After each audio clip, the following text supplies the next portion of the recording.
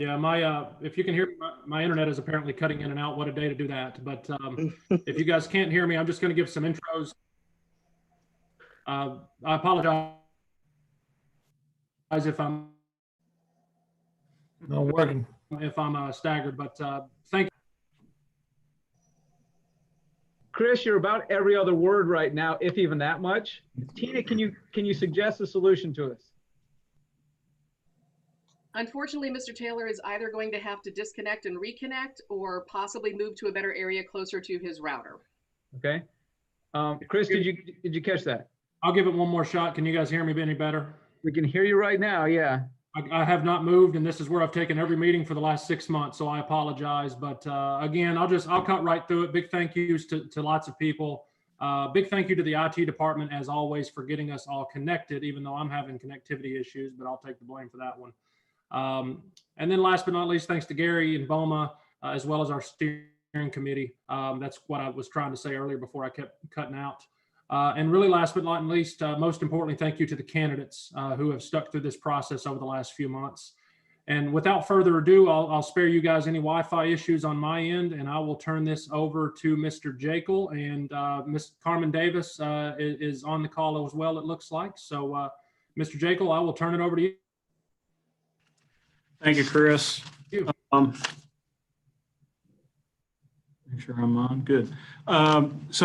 We have a number of questions to ask this evening of both candidates, approximately in the area of about 25 questions altogether. The way for the board members to know, the way I set this up is I've got a series of questions. Many of them you all have submitted, and what I want to do is I will go through and ask the questions, and if you have any particular questions that you want to ask in the way of a follow-up question, if you would, raise your hand. Ms. Tina is on the line, and she's going to track who all wants to ask follow-up questions, if any. And if there aren't any, I actually have a few follow-up questions kind of pre-programmed into how I do this. So I'm going to go ahead and get started, Ms. Davis. Okay. How would you describe your approach to managing people? I would describe my approach to managing people as a very approachable person and a personable person. I believe in treating other people, everyone, with respect and of importance. So as far as how I describe my approach is an approach of respect and importance, to make sure that they're being heard and listened to, and that they are, their opinions and their thoughts are important. Okay. I'm going to move on to some meatier questions.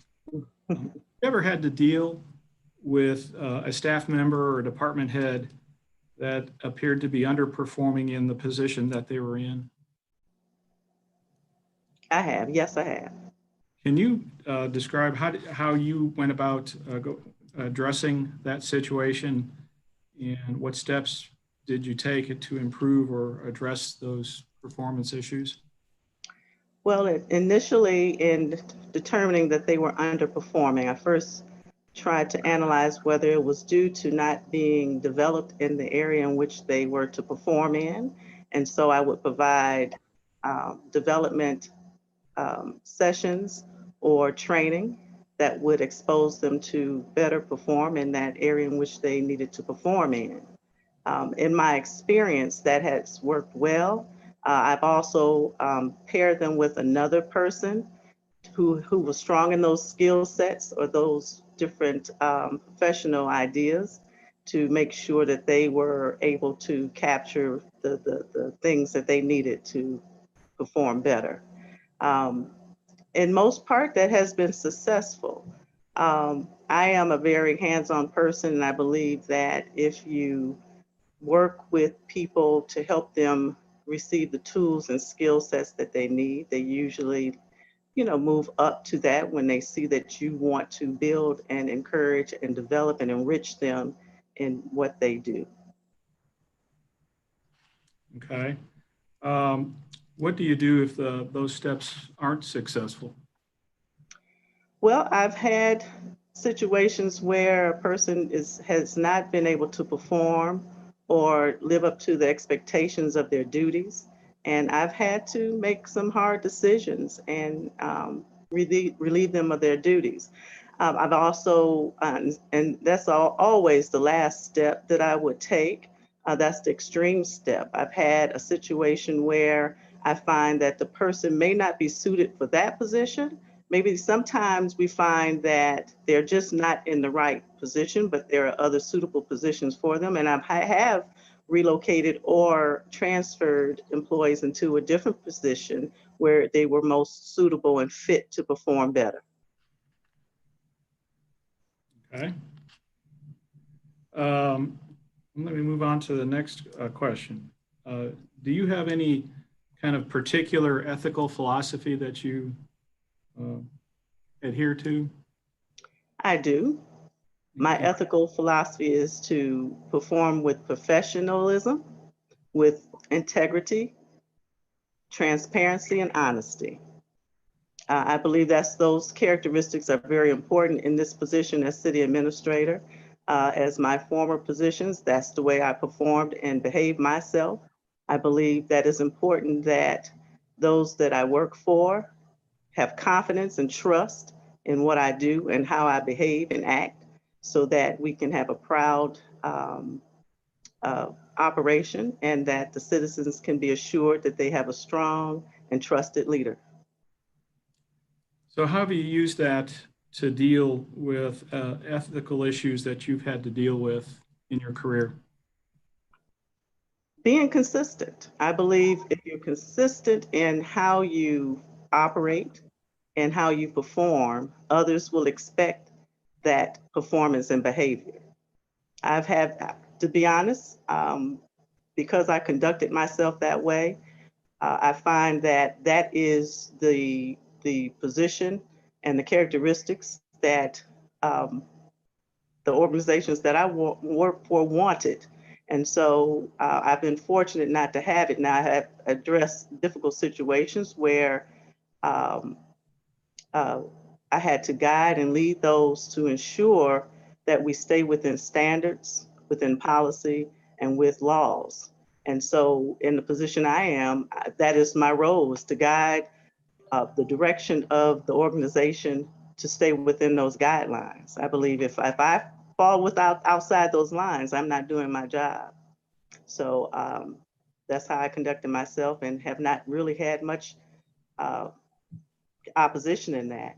My board of supervisors that I formerly worked for and other leaders that I work for certainly want to know that they have the guidance and direction to move them down the road of integrity and within the laws. Hey, Gary. Yes. When's a good time for people to ask follow-ups? Is after each question, or you want to pause periodically? What's the best thing to do? Well, we actually have Ms. Tina. That's what I was saying early on. If you want to ask a follow-up, if board members want to ask a follow-up, kind of raise your hand or whatever you would typically do during a board meeting discussion. And Ms. Tina is kind of tracking those folks who want to ask some follow-ups. Okay. Gotcha. Okay. Thank you, Gary. Thanks. One more kind of follow-up to what I was just talking about, Arlen. Do you make distinctions between small issues versus large issues when it comes to ethical conduct? Do I make differences between small issues and distinctions? Distinctions when it comes to ethical? No, sir. I believe that if the guidelines are the guidelines, I think got to stay in those guidelines. Any small move outside those guidelines will definitely not be, be acceptable. Okay. Next question. In your career, have you supervised, managed public safety departments in the organization? I did not manage public safety organizations. However, I was responsible for monitoring the budget, setting the budget, advising about the budget, advising about personnel matters, working very closely. As the county administrator in my previous position, I worked very closely with the Hinds County Sheriff's Department. And so I did provide advice, ideas, and management of that organization. In my role as county administrator, I work closely with the Sheriff's Department regarding their budget, as far as work very closely with the jail operations.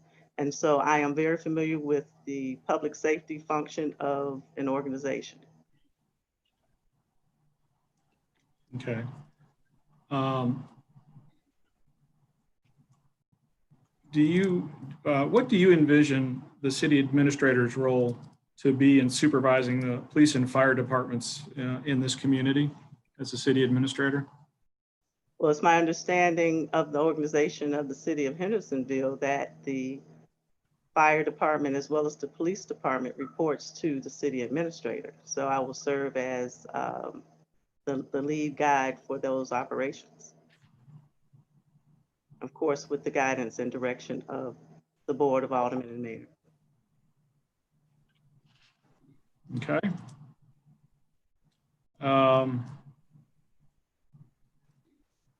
Many cities are currently examining, as you probably know, their policing policies.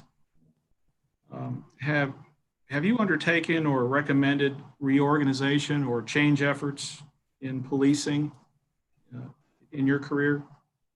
No, I have not. As I mentioned, my role with the law enforcement has been with assisting the Sheriff's Department, but I have not been involved in redirecting the direction of law enforcement.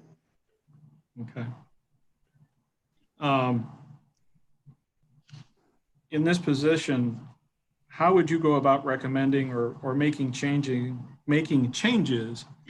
to policing in the current environment that we, nationally?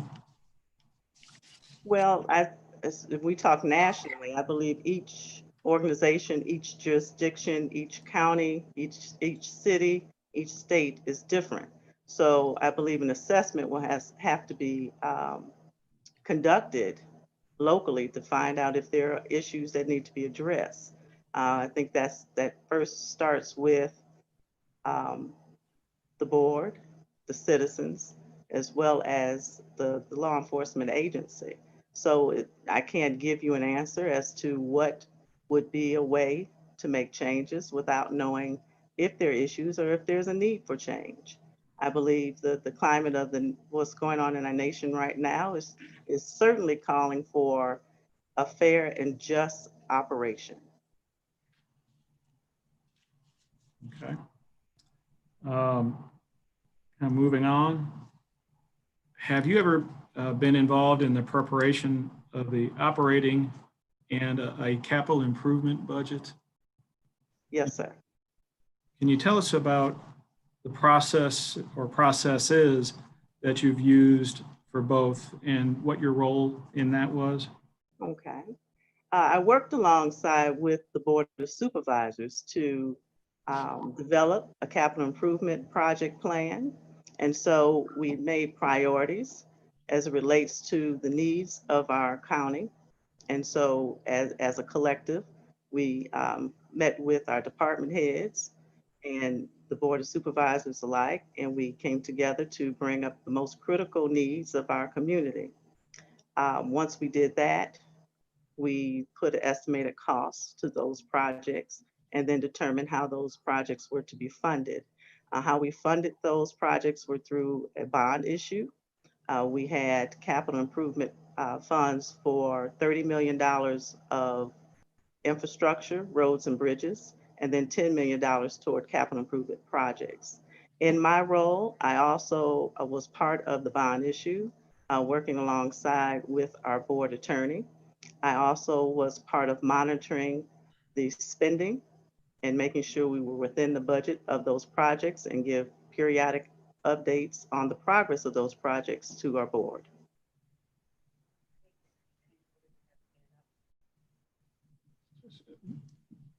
Ms. Tina, say that again. Okay. Alderman Roberson, I think you have a follow-up question. I do. Thank you, Gary. Ms. Davis, the police department is our largest department can you hear me? Can everybody No, hear me? I'm having a hard time hearing you, sir. You're at about 50% volume, Eddie. Well, I don't know what to do. Can you hear me any better now? Just speak. That seems better. Yes. Yes. Okay. Miss Davis, it's my understanding that a lot of police departments across the United States, the officers are experiencing low morale and a feeling of non-support. A lot of police officers in other jurisdictions, not in Hendersonville, are even retiring. So what can the administrator do to lead in trying to increase morale in our first responders for the city? Well, I believe the first thing is to, one, let them know that their role is much needed and respected in the communities. I believe our first responders are the backbone of our community. Without them, we cannot have a quality of life in our communities. So I believe the first thing is to show them the respect and show them that they're important. And when I say show, one, make sure that they are given the tools they need to conduct their and perform their positions, training, making sure they receive the proper personnel benefits that's required for their mental and physical well-being. I believe that is the start. Thank you.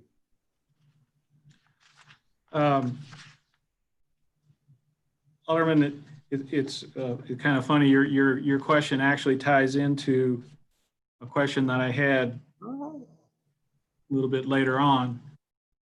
So let me go back. Let me go forward to it. Okay. So have you ever had to address yourself a morale problem with employees? I have, yes. And can you tell us about the specific problem and what your approach was to resolving? Okay. Well, the first thing that I noticed when we had a morale problem was at the beginning of my tenure with Hinds County. The employees, in my opinion, were not receiving the type of training and professional development that they could have. They also did not have an advocate, so to speak, as it related to receiving the proper tools, skills, and equipment that they need to perform their duties. And I saw myself as a liaison for the staff, for the employees, with the Board of Supervisors. So what I did, I met with every department. I met with the department heads as well as met with staffing, the key staff within departments to ascertain the needs of that department. And some of the needs were simple things like no one is visiting us. No one knows what we're going through. No one knows what we need. And so I made it my business to make sure that I visit departments regularly. I also made sure that we had department heads meet with their staff people on a regular basis so that they can communicate to me the needs of that department. And once we determined those needs and that that I felt that we certainly can achieve, that I communicated those needs to our board supervisors so that I can receive the resources so that the employees can do what they do. Sometimes it related to salaries. Sometimes it did not. Sometimes it was a simple thing. It's just someone coming by to say hello. And so that's what I did during my tenure with Hinds County. And in addition to that, you know, they just wanted people to know that they cared about them. And so we started a wellness program.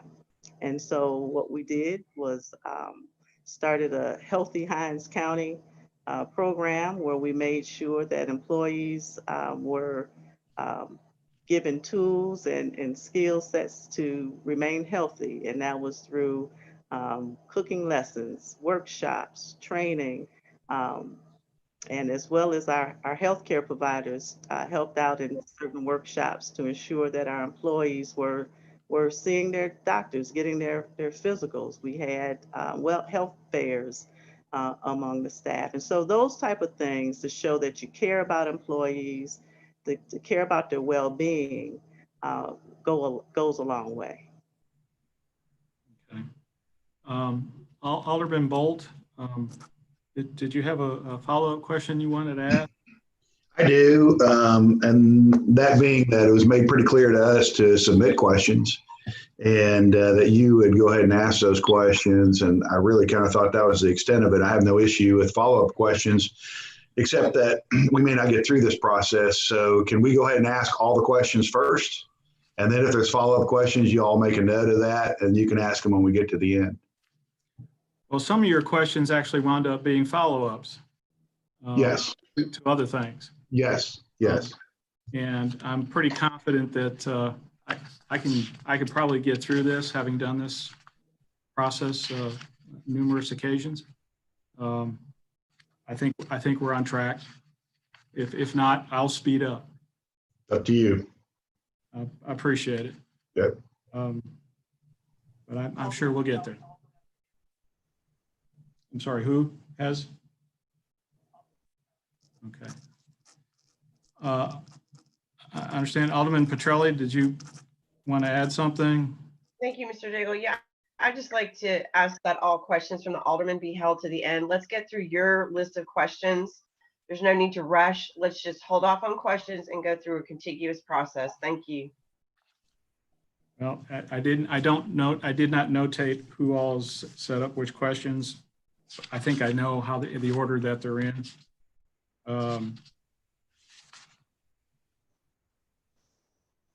So let me, but your questions are important, and they're more important probably to you all. So let me go through them as quickly as we can. In your career, have you been involved in reorganization or right-sizing an organization? Yes, I have.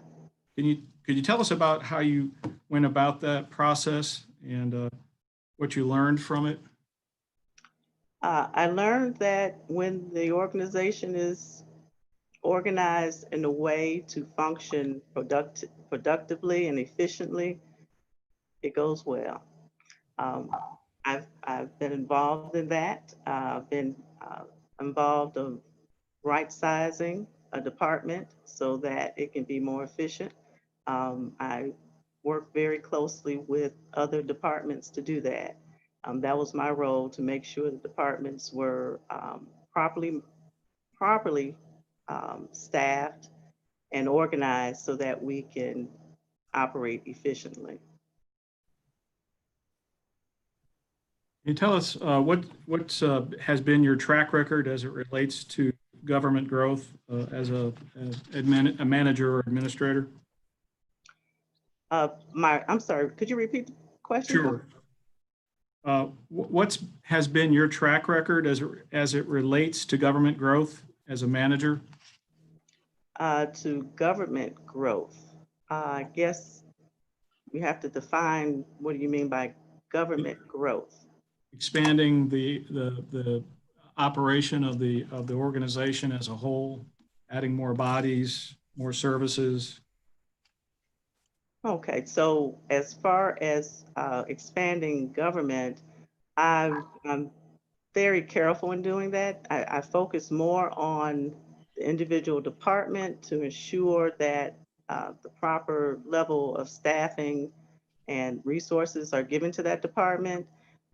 Each department is different. You may have some departments that are growing that requires, if the services, you have a larger demand of services, a larger demand of workload, you may have to bring additional staffing, but the additional staffing can be done in many ways. It doesn't have to be done by bringing in extra personnel on the payroll. It can be done by outsourcing it for a short period of time. So there are different ways to handling a growth of an organization or growth of a department.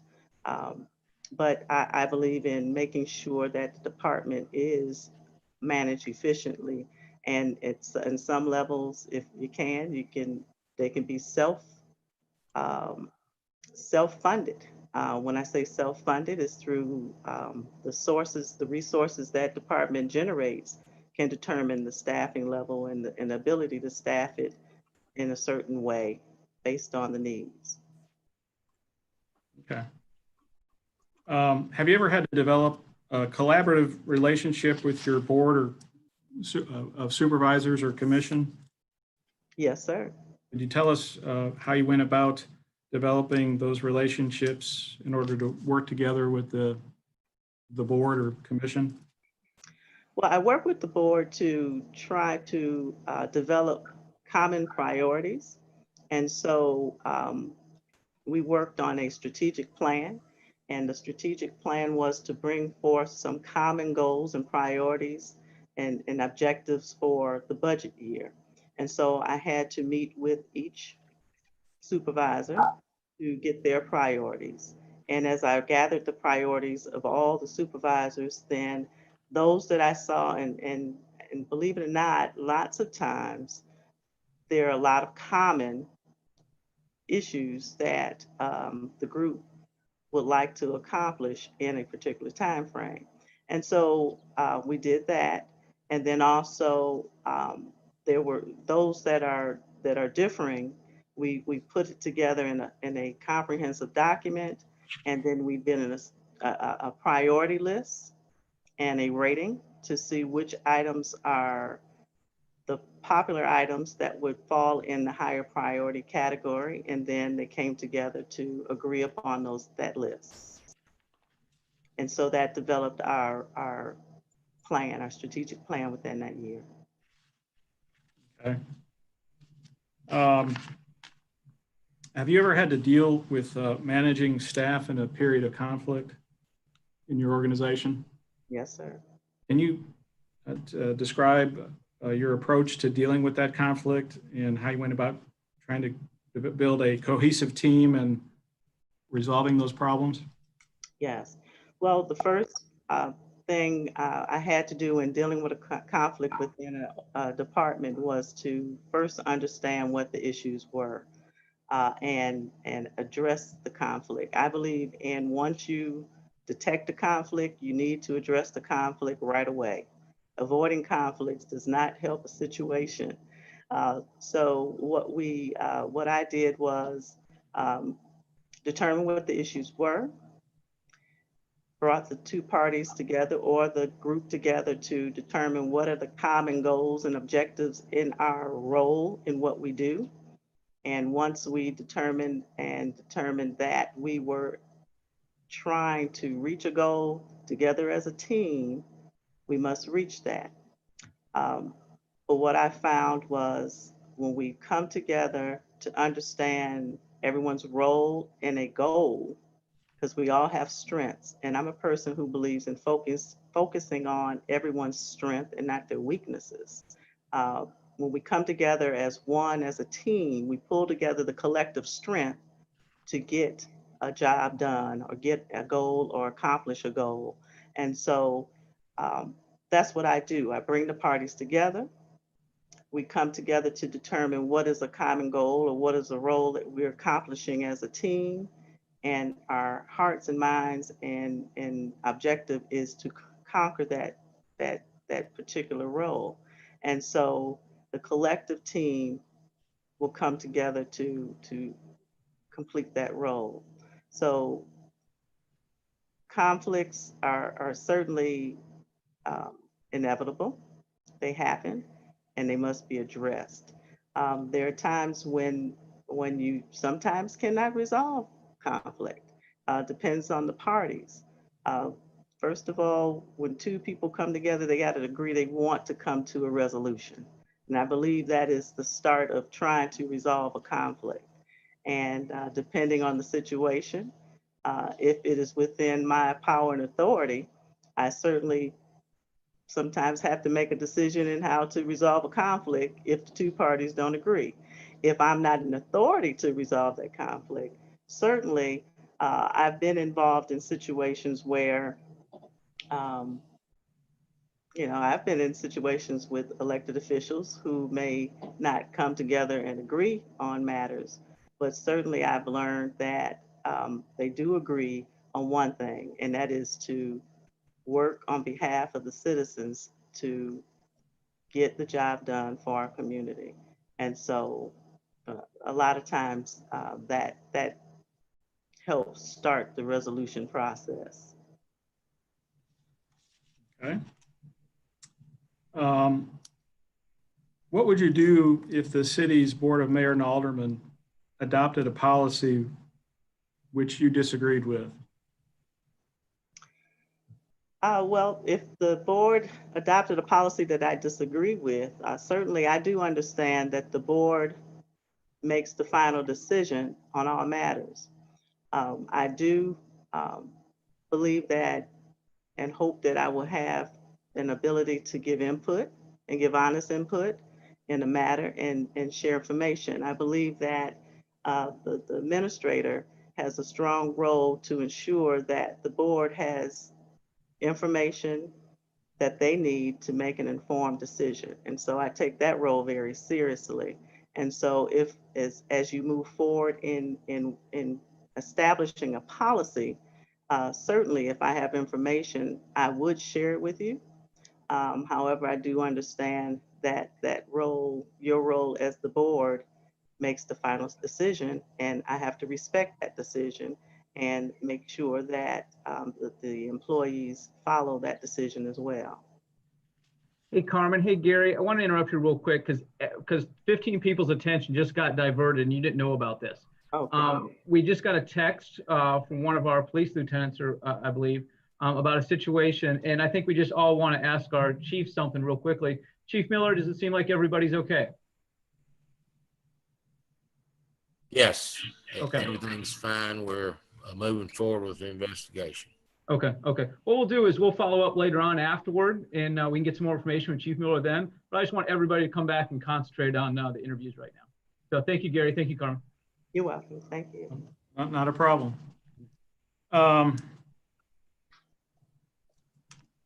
What changes do you think local government must make in order to be more effective in the next 5 to 10 years? I'm sorry, can you repeat the question for me? I didn't Sure. hear the first part. I'm sorry. What changes do you think local government must make in order to be more effective in the next 5 to 10 years? What changes? Yes. In the next 5 to 10 years, I believe that one of the growing issues that governments need to be involved in and on top of is technology.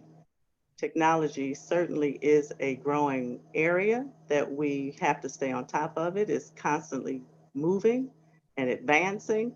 And so we definitely want to be on the growing side with technology within our community. The other area would be infrastructure.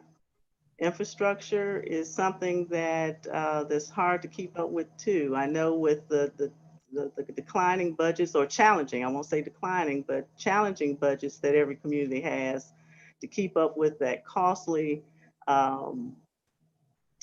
expense of making sure our infrastructure is up to par and adequate for our community. I believe those two areas are the areas that we need to focus on in the next 5 to 10 years.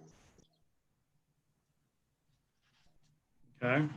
In your view, what's the most important aspect of the city administrator's job? The most important aspect of the city administrator's job is to make sure that the operations of the community is going well, is efficient, and meeting the needs of the community, as well as serving the board into making sure that the needs of the community is met or are met. Okay. Excuse me one second.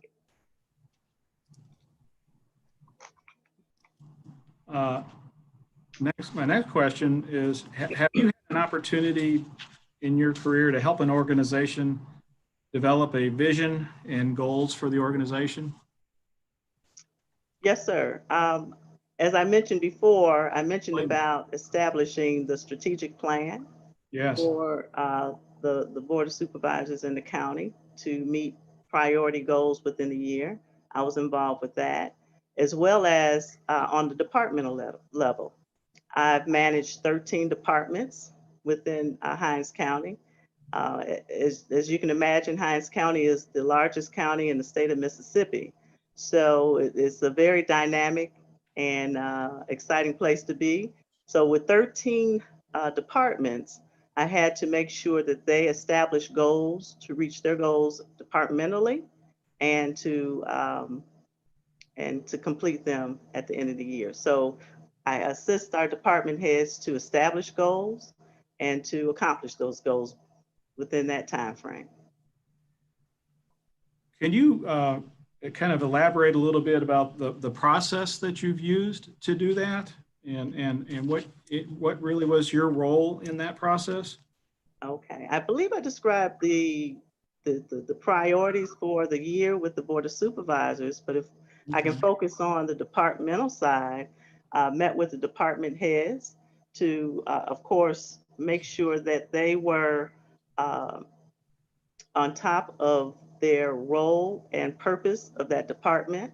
And so I assist them with establishing a mission statement and a vision statement for those departments, setting targeted goals and achievable goals within that year that align not only for the department's responsibility, but also aligned with the Board of Supervisors' priorities for the year. And so I constantly monitored them. I met with the department heads on a regular basis to get benchmark goals and status reports as we move forward through that year to reach those goals. Okay.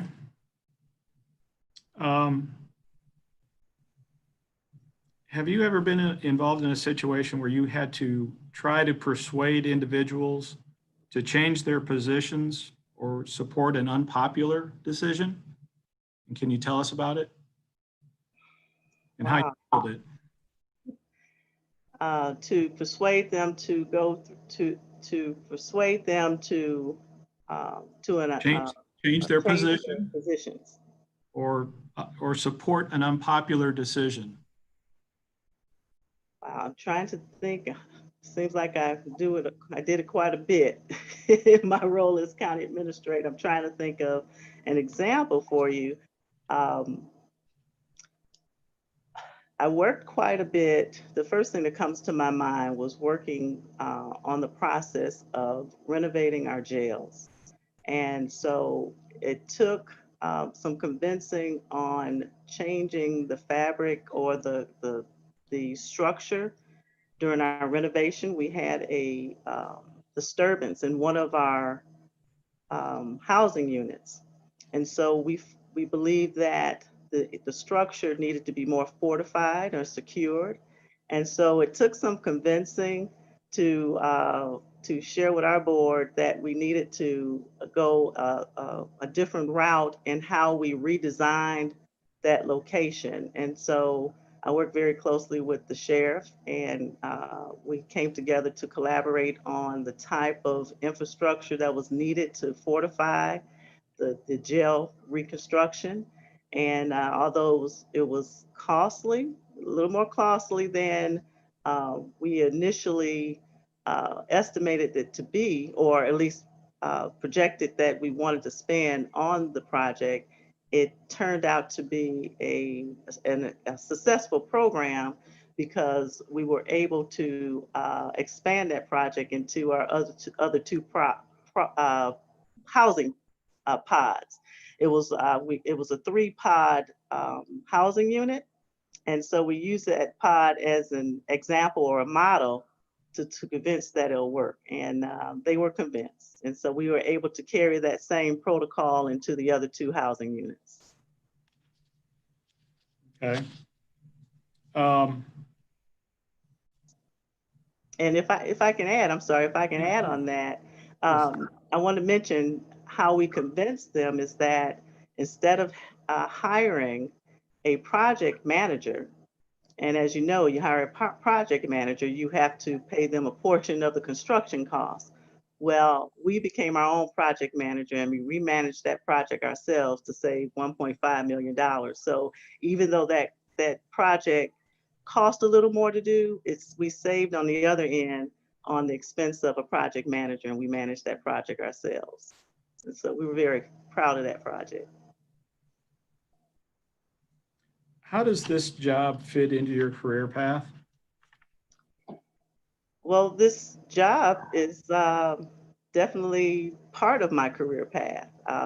As you know, I have nearly 20 years of experience of local government experience. The last 9.5 years have been in a high-level government management.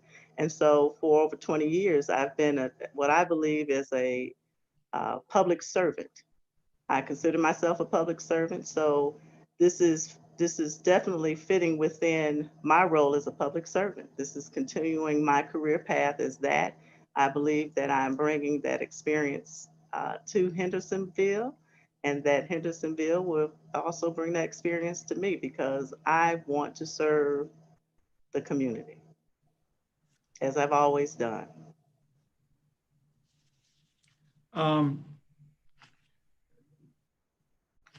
My next question, I'm kind of bouncing around a little bit. Gary, I think Jim Waters wants to ask a question about that item. It's obviously up to you. That's fine. Yeah. Mr. Waters? Jim, we can't hear you. Can you hear me now? There you go. Okay. My question is to Mr. Jekyll and to the mayor right now. Are we going to be able to ask questions that we want to ask? Because we only got about 15 minutes left, and I know everybody has their own questions. Pardon? Alderman, you got about 30 minutes left, actually. Well, let me finish my question first. Okay. Are we going to be able to ask our questions? I mean, I appreciate your question, but I've got about 7 myself. So you're going to allow us time to ask our questions, right? For those who have additional questions, yes, absolutely. I'm almost finished with the ones I was going to ask, I think. Well, I do have additional questions. Thank you. Thank you, Mayor. You're welcome.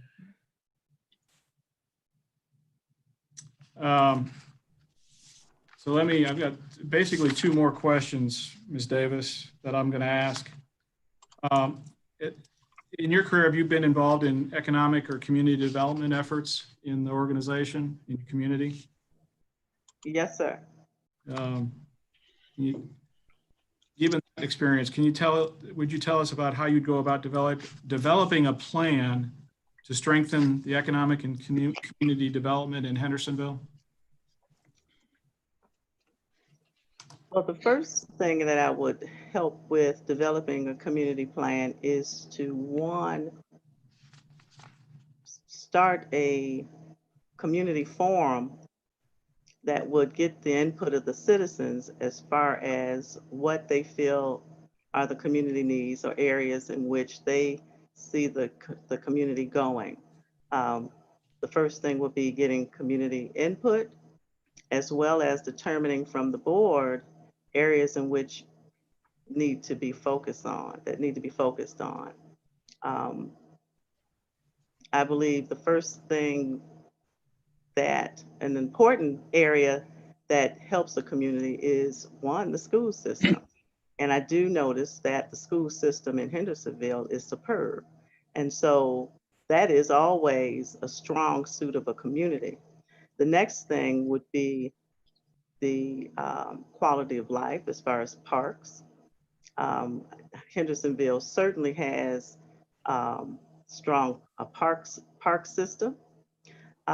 So what I believe a big piece of Hendersonville that could be focused on in community development or economic development would be moving towards marketing. Marketing the community, making the community known, highlighting its the great benefits and assets of the community. That would be an area that I feel that could be focused on, letting others know what is Hendersonville, where is Hendersonville, and that Hendersonville is a place that welcomes economic development and growth.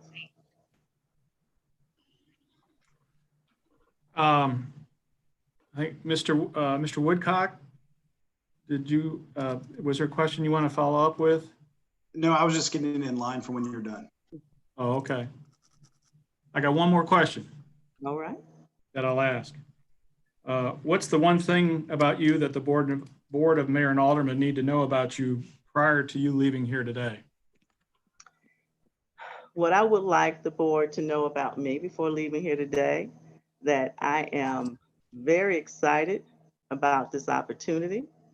I believe Hendersonville is a special place, that it'll be a place that I would love to join and be a part of its growing and exciting development.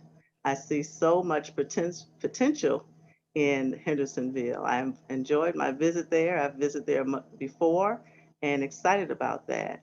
I believe my background certainly lends to the direction that Hendersonville is going as far as progressive, growing, and active. And so I look forward to hearing further from you regarding this opportunity. Thank you. Mr. Woodcock, you had a question? Yes, thank you so much, Gary.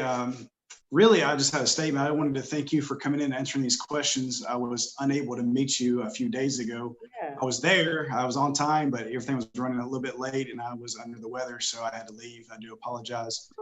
Very impressed with how you've answered the questions here today, and I look forward to learning more about you. Thanks. Thank you. Thank you. Sorry I missed you.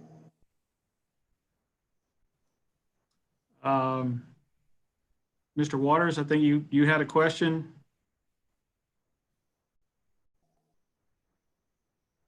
You gotta unmute yourself, Mr. Waters. You gotta unmute yourself. Can you hear me now? Yes, sir. Yes, sir. I have several questions, but I'll wait till you finish with your questions. Okay, thank you. Mr. Waters, now's your time. Go ahead and ask. Go ahead and ask a question. Thank you. Ms. Davis? Yes, sir. Let me first say welcome to Hendersonville. Thank you. I hope you've enjoyed your visit. I certainly did. And I wish it was possible for all of us to sit down and meet and shake hands and talk about this. But we all know it's a different world right now. That's right. I'll try not to bore you with my questions. And I hope if I duplicate anything that Mr. Jekyll has asked, forgive me. No problem. Number one, I don't know how long you've been in town, if you had the opportunity to watch the Public Works Committee meeting last evening. It was a good debate. So my first question to you, Ms. Davis, in your past city administration employment, have you been involved in making a decision on selecting or working with a trash vendor outside of the city, a trash vendor? If so, have you experienced problems in regard to missed trash pickup over and over and over? If so, what was your solution? Yes, I was part of a community. The county did contract with a trash pickup company for our county. We've had situations, but it was more so in the transition from one contractor to the next. And certainly it was not in the midst of a pandemic. But yes, I had those issues, and what they did, they rerouted and rescheduled their process in order to resolve the problem. So as I understand it, you had about the same problem we've got then, from what you're telling me. They rotated. Yes, close to it. And I did watch the Public Works meeting. What was your solution, ma'am, to correct this? Because, you know, if it keeps going on and going on, you're not solving a problem. So what was your solution to that problem? To the problem that I was involved in? Yes, ma'am. The solution was for the company to change their scheduling process. And so it did improve. It did improve. Okay. Question number 2. Excuse me. Alderman Waters, pardon me. Can I ask if there are other aldermen who have questions, a question or two as well?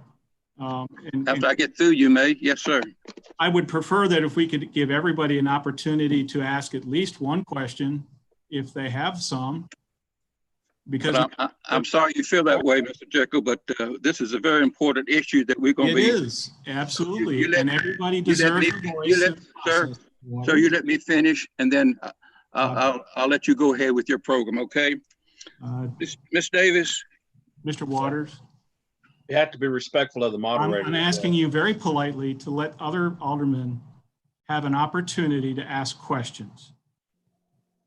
And I would hope that you, as a part of the board, you would allow some other folks who may not have been able to submit questions or ask questions to do that. So you're going to limit the questions to each one of us to 1 or 2 questions. Is that it? Hey guys, why don't we do this? Why don't we have Mr. Waters ask one more, and then if somebody wants to raise their hand over in the chat box, then we'll go to them after Mr. Waters' question.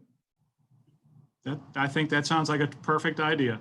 It's a good idea. Thank you, Mayor. Waters, ask your next question, and then if somebody has a question, then we'll go to them if their hand is raised in the chat box. I appreciate both of y'all. Ms. Davis. Yes, sir. You may not want to discuss this one, but anyway, I'm going to ask it. Would you consider a 1-year contract as a city administrator for Hendersonville? A 1-year contract? That is totally inappropriate. Totally. That is a complete setup question. Inappropriate. Ms. Davis, do you wish to answer that? Don't answer. Sir, I have not thought about the terms of a contract at this time, so I would like to reserve an answer to that, because I don't want to make a final commitment to anything at this point. Okay. Other questions from other aldermen at this time? Do we have any of you that have other questions? Now's your chance.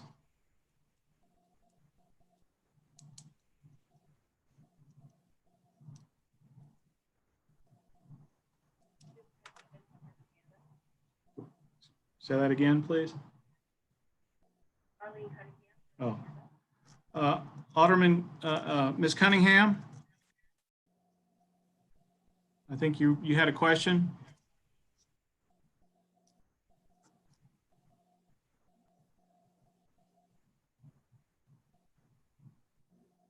You might need to unmute. Did I unmute? Yes, we can hear you now. Okay, I'm sorry. Thank you. Thank you, Ms. Davis, for being here. It was a pleasure to meet you last week. Really, you answered a lot of my questions back then. And the one that was important to me was the the way the budget process worked. And I think we briefly discussed the budget and how that process worked and how you would work it into the strategic plan for both a short-term and long-term strategic plan, and how you would work with not only the department heads, but also the board to come to a not a resolution, but a collaborative budget where everybody had skin in the game, including all the department heads, you, and the board. And how would you, and what does that look like? That's right. And how would you go about doing that? Okay, so what I was suggesting during our conversation regarding setting a budget as well as prioritizing the priorities. So what I was suggesting was that the board come together to set priorities within a budget year, which could guide the budget process. And so when you come together as a group to collaborate on certain priorities within that year to accomplish that list of priorities would guide the budget process. So that'll guide areas of funding so that as you move through the budget process, the focus would be making sure those items are funded and all the other necessary and required items that are already set to be funded or required and mandatory to be funded. Yeah, mandatory was the key, because I think we discussed our needs and wants, and especially how it pertains to our first responders, and giving them the equipment and the services that they needed to protect themselves and also the community. So you answered my question. Yeah. Thank you very much. You're welcome. Thank you. It was a pleasure meeting you as well. Yeah. Ms. Tina, who? Okay. I understand Alderman Bolt has a question. I do. In my research, I saw that you took over from the previous administrator, who also turned out to be a future supervisor or commissioner, as we would call him here. I also understand in my research you worked in a pretty tough political environment. I did. It seems like that would be a very dicey political environment. Maybe help us understand how you transitioned from being the new administrator, taking over for an old administrator who turned out to be really somebody you actually reported to. And from my conversation with him, it turned out to be a good relationship. But maybe you could help us understand how you work through that process.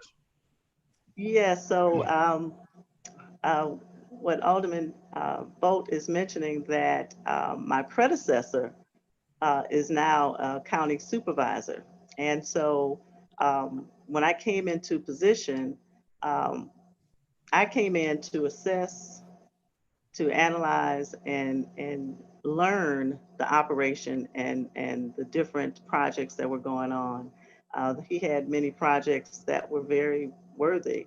I'm not one to needing to have credit or needing to get the accolades. I believe in, if it's a good project and if it's a good process, it should be continued on. The point is that we have a good, well-run operation. And so I worked to continue some projects and ideas that my predecessor had established. And so I know that he continued, he mentioned that to me too, that he was surprised that I carried on some projects that he had initiated. And but part of if I can add on, I mentioned earlier how you treat others makes a big difference. He wasn't the only supervisor or board supervisor that I worked for. I had a department head who worked under me, then get elected as a county supervisor. Now I report to him. And so we had a good relationship. So that shows that when you treat people right, because it could have been a different story had I not treat that person right as he became my board supervisor and had the ability to make changes in leadership. We became very close as far as working on many common projects together. Thank you. I've got a question from Alderman Edwards. I understand his microphone's not working at this point in time. So he asked me to ask this question for you. Would you allow the police and fire chiefs to do their jobs and not attempt to micromanage their departments? Certainly, I want them to do their jobs. I am not a micromanager. I believe that each department head is an expert in their subject matter or their areas of responsibility. So I rely on them being capable and able to do what they do to lead their departments. And I see my role as making sure that the department heads are guided towards the goal and expectations of the board and their responsible duties and state duties. Some departments are guided through state statutes or state guidance. And so I'm there to make sure they stay within those guidance and stay within the expectations of their role and the responsibilities as they are assigned. And that's with any department. Okay. Mr. Brown. I understand you have a question.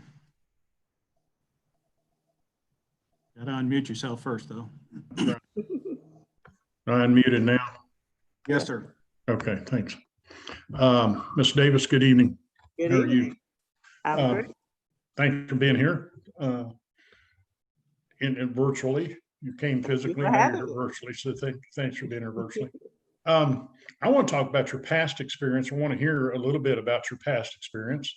I think we've got a pretty strong planning department and a strong head planner, and he has some subordinates that are very good. But tell me what you think as the administrator that you can bring to planning, because you've done a lot of that. So you might have a little bit more expertise there than you do in, we'll say, the fire department.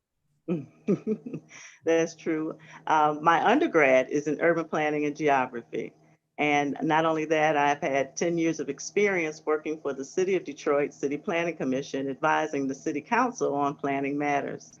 And so I work very closely very much in the zoning area. So I've wrote many zoning ordinances and also enforced zoning ordinances.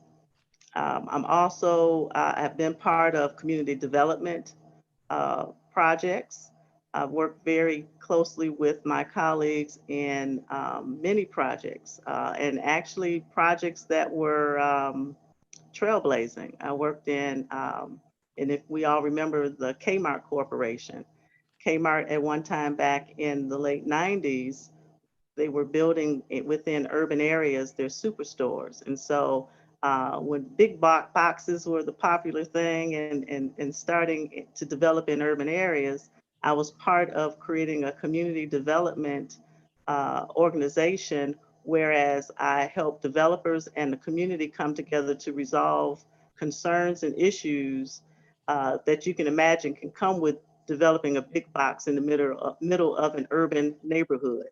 And so I developed and created this organization where community groups and developers come together to make sure that the development is conducive for the community, address the community concerns, and become successful.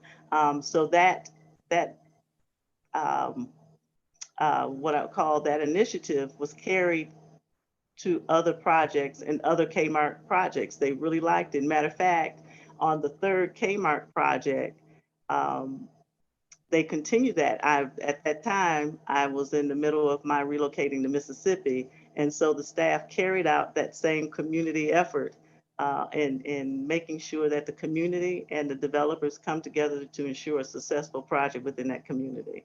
And I worked on many others. I also worked on community benefit agreements. We had a project, Marathon Oil Company was expanding their oil refinery operation in an area of Detroit. And so I worked with the community as well as the Marathon Oil Company to make sure that they were making sure their expansion did not have a negative impact on that community, and that the community was able to receive different benefits and assurances from Marathon that they would be a good corporate citizen within that community. So, I worked many areas within planning, from zoning to developing zoning ordinances, guiding the development within making sure, I'm sorry, my throat is getting a little dry here, but making sure the developments are building within the zoning ordinance and the building laws. And I also work with community groups to ensure that the community was not negatively impacted by development as well as other community issues. Thank you so much. It's a great answer. Get a drink. Thank you.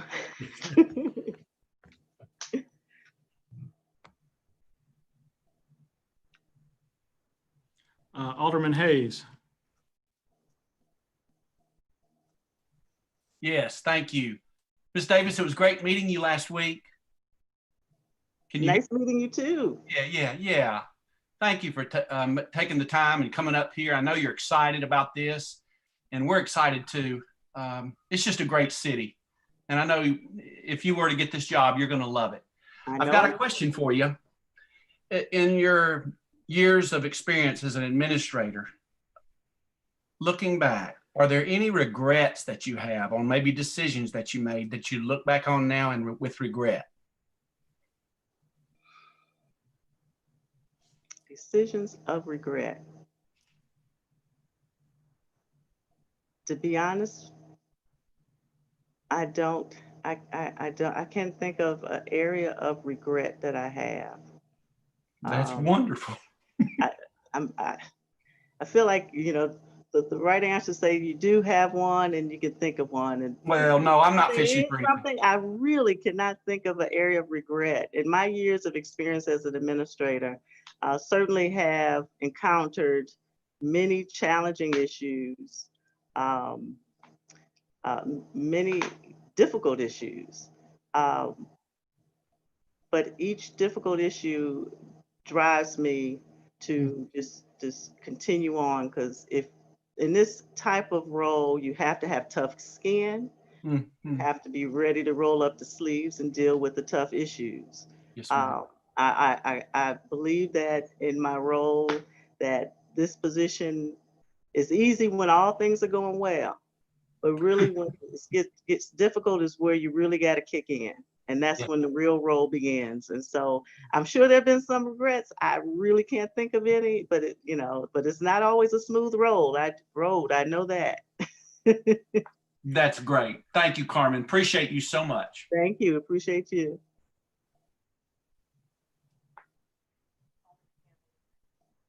Alderman Campbell. You have a question you wanted to ask? Need to go off mute though. All right, I'm off mute. Ms. Davis, pleasure meeting you the other night. Just wanted to ask a couple of questions. A question regarding public works. A few years ago, we had a paving study done, a PCI study done about pavement for infrastructure here in Hendersonville. And we spent a little over $200,000 for that study, and it populated the roads. We have approximately 300 miles of asphalt in Hendersonville. It populated the roads from worst to best, and they gave us a list to go through. Now, every year I realize there's a little bit more wear and tear on other roads, and that list might change fractionally from one to the other. But we did that to take politics out of paving in Hendersonville. That was our main goal, and it lasted for maybe a year. And after that, it was put on a shelf, and we pulled it out and looked at it. And we do take roads from that list, and we try to blend in other roads that we think we might need to jump on first. And it would be anywhere from rebuild the road, repave the road, to fog seal that surface and to help improve it. What are your thoughts on following those type of projects when you have outside engineering firms come in and do a system-wide survey? I mean, they drove every road in Hendersonville and did a survey for us and come back with an engineering study for that to populate this list to help us get it started in that project. And we know we have roads that are the worst that are still on that list 4 years later that have been overlooked. And in addition to that, we also work with the MPO, Municipal Planning Organization, about doing major road projects here in our town. We have projects that have been waiting for 15, 20 years to be done, with working with the state of Tennessee. Usually it's at an 80-20 split. They pay 80, we pay 20%. Like Walton Trail, Chapel Island Road realignment, and the underpass at Winston Hills. What would you do if you were in a position to help move those projects along through the state of Tennessee, or making sure that we follow those engineering studies that we have done in the past? Thank you. You're welcome. Well, certainly the studies are always good guidance to advise the board as to areas to focus on, or areas of attention, or areas that may need to be focused on immediately. So studies are good guidance. Certainly the board has the authority to adjust and change those studies, or use those studies in ways in which you want to use those studies. And my role is apolitical. And so the advice that I'm obligated to give the board will be based on, of course, a non-political position. I share the information, I give the information, and the board then makes the final decision. So I will be advising the board, just like the studies are advisory as well. And so, but my role as far as trying to move forward road projects or address road and infrastructure need as it relate to the state of Tennessee, I'm not sure the full structure of the MPO, but I assume that there's representation of Hendersonville on the MPO. Am I correct? Yes, ma'am. Okay. Our mayor attends those meetings. Okay. And so certainly I think the first thing is to make sure that the representation is there, and making sure the need and the communication of the need of the Hendersonville infrastructure is expressed at that MPO, to make sure that we're going to get a piece of the pie as far as addressing the road conditions. Thank you for your answers. I appreciate that. You're welcome. Thank you. Mayor Clary, you're next up. Should be able to. How did I get muted? I think everybody was muted unless they wanted to ask a question. Whose decision was that? Can't know that answer. Okay, it's not something we need to deal with now, but I think the chairman should certainly be allowed to speak when necessary. And I don't think it's a good idea to forcibly mute anybody on this meeting, certainly not the 13 of us, but that's something I think that we should decide later. I'll go ahead and yield for anybody else who wants to ask questions of this, but I think we need to look into why the chairman was muted. Thank you, Gary.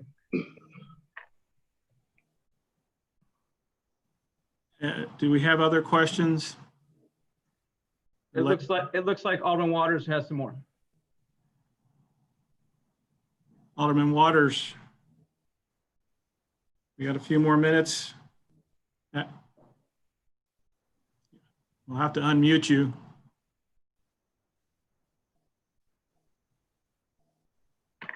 I'm sorry.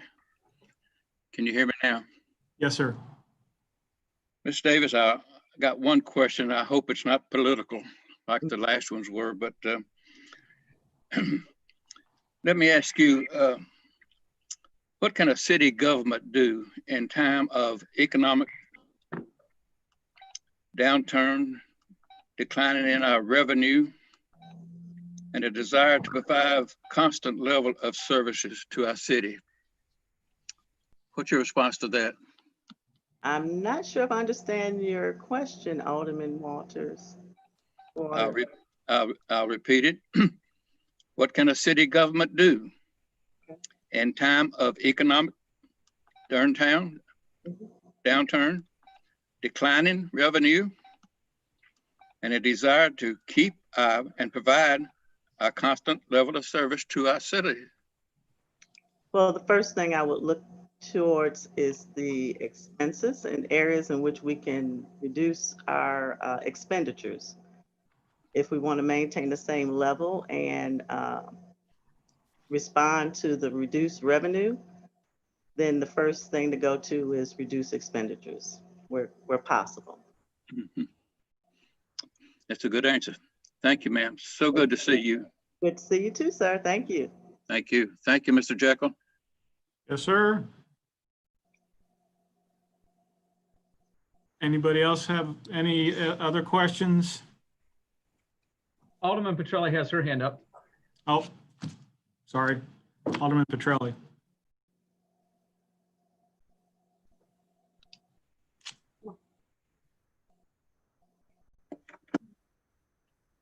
You gotta unmute yourself.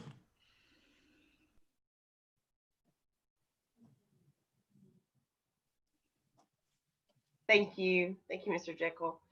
Ms. Carmen, it was so nice meeting you the other day and sharing your expertise and your work history with us. I am just absolutely thrilled and was thrilled to find out about your background in planning. I think there's so much that can bring in addition to your other qualifications, because it's moving forward and looking at a long-term goal and looking at the steps to achieve those. So I just wanted to thank you for being here today, and we appreciate your time, and hopefully we'll see you in the future. Thank you. Thank you. It was a pleasure meeting you too, and hope to see you in the future as well. Thank you. Yes, ma'am. What's that? What's that? Alderman Brown. Okay. Alderman Brown, did you want to add? Yeah, just a quick question. Mute, unmute. I'm unmuted. Yeah. Yeah, this doesn't pertain to business. It pertains to when if you've had a 10 or 12-hour day at City Hall, things haven't went well, trash wasn't picked up good. You're in the COVID season and you go home. Do you knit? Do you watch TV? Do you go shoot around the golf? What do you do to relax? What I do to relax? I sit. If you relax, I hope you do. So. Oh, I try to. I sit and relax and watch a good movie with my husband. Good answer. Sitting still. Thank you. Thanks for being here. Yes. Thank you.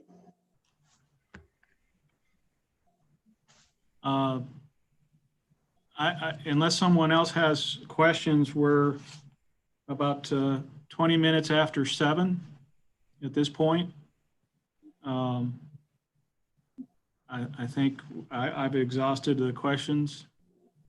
And I know we have another interview coming up in about 8 or 9 minutes. Gary, it seems like it might be a good opportunity for people to take a 5-minute break and run off, grab something to drink, take a bathroom break or whatever. But let's do our best, if we're going to do that, to be back here 7:28, 7:29-ish. If we could, that would be terrific. So we can start relatively close to being on time, and look forward to seeing everybody later. Ms. Davis, appreciate your time. Thank you. Patience with the process during this season. Thank you for your interest in the city of Hendersonville. I know it's greatly appreciated. And we look forward to further conversations. Yes, thank you for having me. I enjoyed everyone, and I appreciate the process given our challenges. The committee did a great job, and I want to thank them for making this a comfortable process. Thank you. Thank you so much. We appreciate that. Before we come back, I want to say that whoever is the host Carmen. or whoever controls who is muted, we don't mute the board members. We do not mute the board members. So we appreciate your time. Thank you.